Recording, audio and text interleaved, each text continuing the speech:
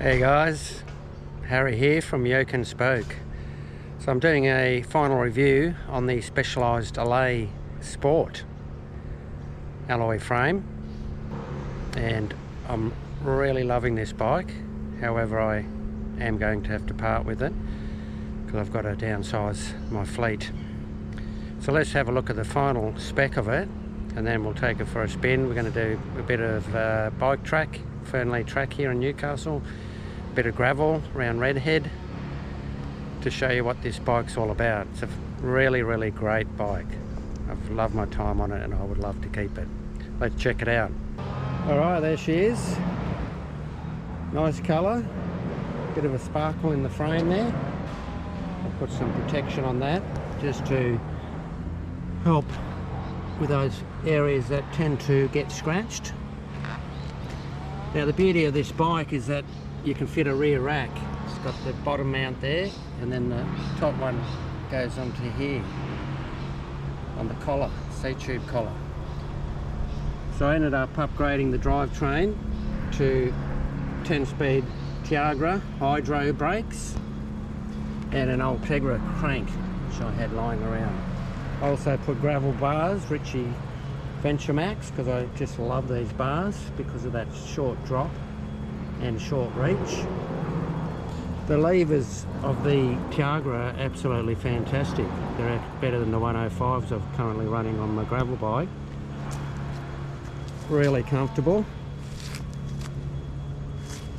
So in the final configuration, I've got the Pathfinder Pros 38 mils, which just fit nicely in this frame. You can see plenty of clearance there. Possibly could go 40, but the rear would be pushing it right there. Comfortable seat that came with it. Hydro brakes, as I said. And the bar tape is actually Bucklows, which I got off AliExpress. Super comfortable. $10. It's been a really good tape. I'm sticking with that. Alright guys, let's get out there and test this baby out. As I said, I'm on the Fernley track in Newcastle. It's around about 20 kilometres long now. It's a really gem in this city, protected from the monster cars.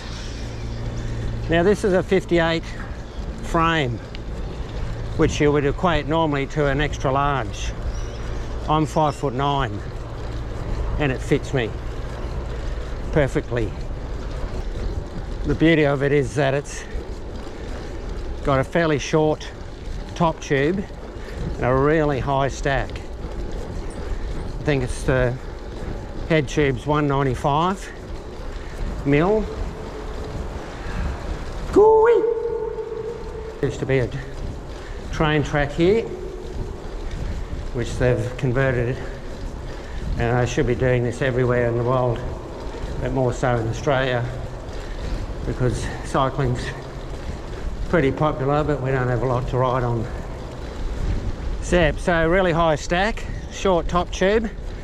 So this 58 is more like a 56. Now I'm running a 60 mil stem,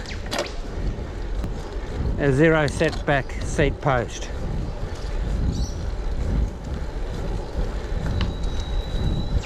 And it's probably the best fitting bike I've ever had as far as a road bike goes. And if it could fit 50 mil tyres on it, I would keep it. But as it is in this present configuration, it's actually good for fairly smooth gravel conditions and still really fast on the tar.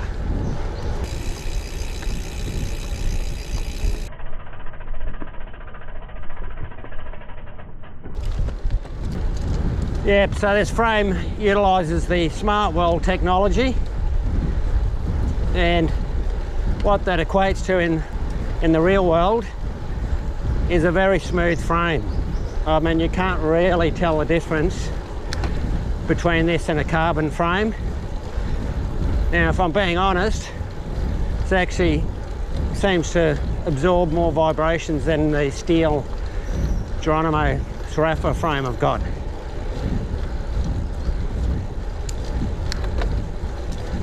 So the ability to put a rack on this means that it has a bike packing potential, commuting potential, just a all-road style, and that's basically what this bike is. It's an all-road style.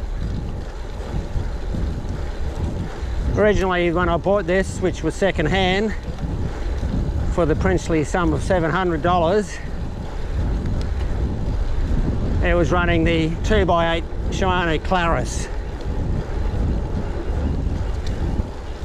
So I've upgraded to the Tiagra, and I tell you, do you need more than 2x10? Not really.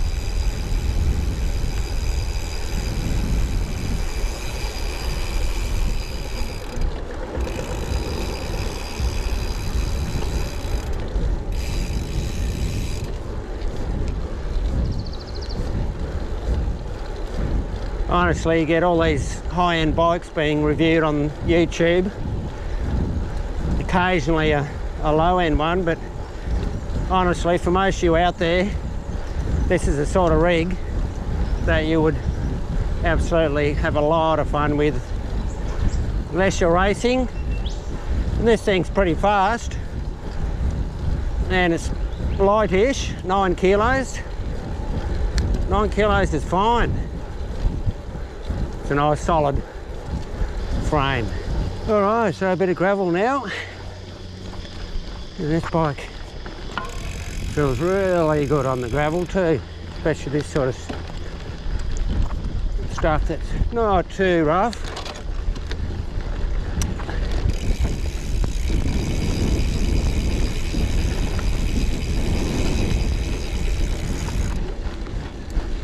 So the bottom bracket on this frame sits pretty low as well, so you can really feel like you're sitting in the bike.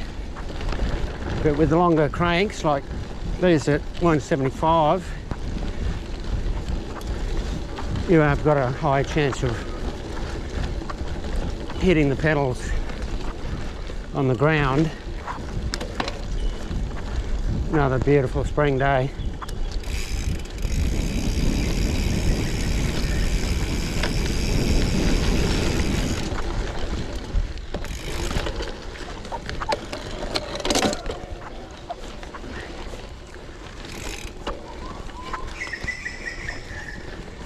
As I said, if you're going to do more gravel, I would put a 30-46 chain rings on the front.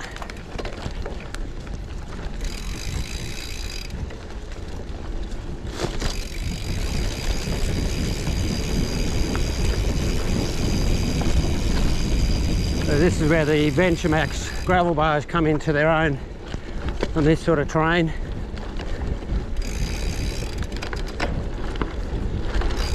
Being a bit wider, having the shallow drop, much better control. As you can see, there's no problems over this stuff.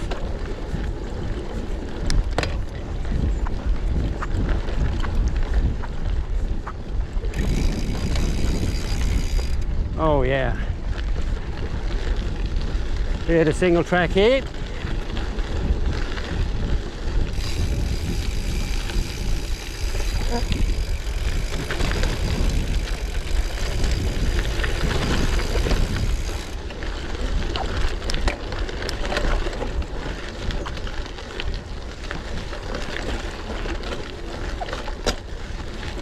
There we go, little pedal scrape there.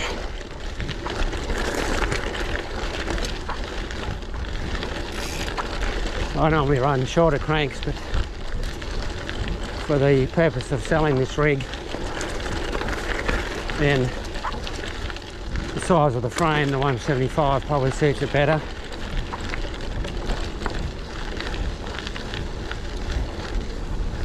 Easy peasy.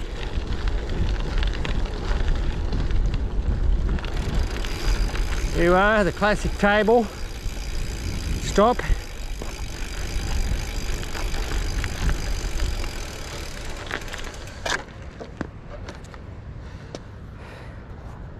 So the head tube's got a 72-degree angle, which is a bit steep for gravel.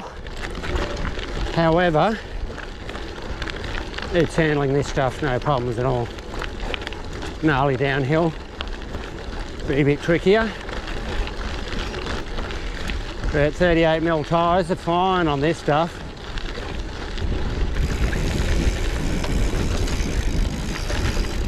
Got a carbon fork as well.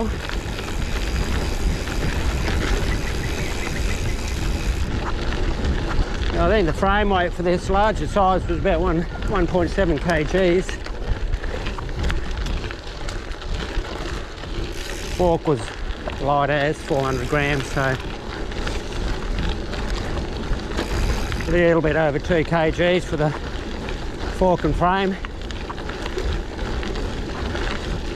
Sure, no lightweight carbon thing, but as I said, it's got the compliance of carbon. Oh, super fun on the gravel. These Pathfinder tyres are just perfect as an all-rounder. You really can't go past them. And they were really cheap because of the Specialized sale changing over to a new style, upgraded them. So I think I paid 20 each for these. Something ridiculous. Wheels great in this sort of gravel. This is what you're mostly going to experience out there. You know, you're not going to be doing gnarly single track out in the boonies. Most of the time this is what you'll be on. My experience anyways, and I've done quite a bit of gravel. Been doing gravel since before it was a thing. Back when I had my giant TCX and I used it gravel bike. It was fantastic. Oh, it feels faster than my gravel bike on this and the hardtail.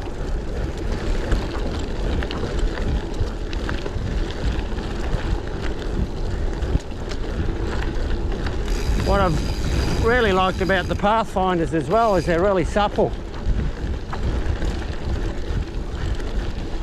That's really important for tyres. Makes them faster, then certainly a lot more cush. Okay, you've got a tricky bit here I'm probably going to have to get off.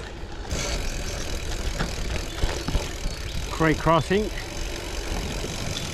It's gone down a lot. And that big steep pinch up there. Let's see how we go. Give it a go. After all, that's what it's all about, isn't it? Yep, gripping. There we go.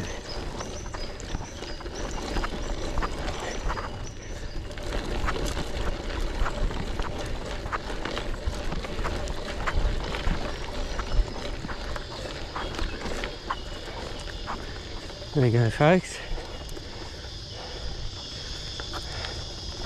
Didn't think I'd get up that.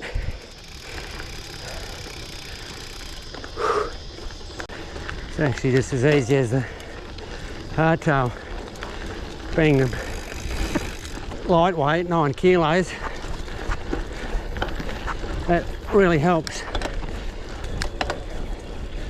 There we go. I think that's it for the gravel. So that gives you a little example of how good this is all-rounder. Such a fun, great bike.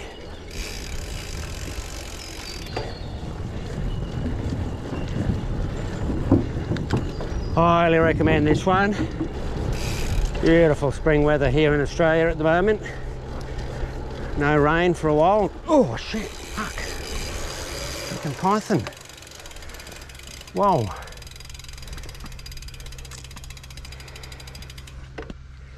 Okay folks, have a look at this big fella. What a beautiful looking snake. Hey there. Wow, is this?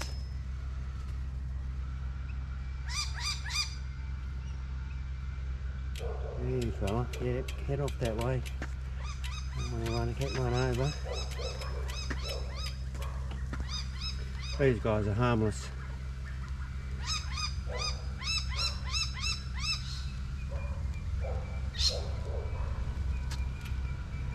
Oh, what you see on the track. Love it. Alright, so that's the final review, and as you probably observed from my comments here, this is a fantastic bike and I highly recommend it for road riding, commuting, gravel, bike packing. It can do it all. It's a fun bike, it's good value, it's got a great frame, and the current setup I've got here, the synergy of the bars, the wheel set, the tyres, it just makes for a fantastic and fun ride that you can just sit on all day, super comfortable. Thanks for watching, and make sure you subscribe. Catch you next time.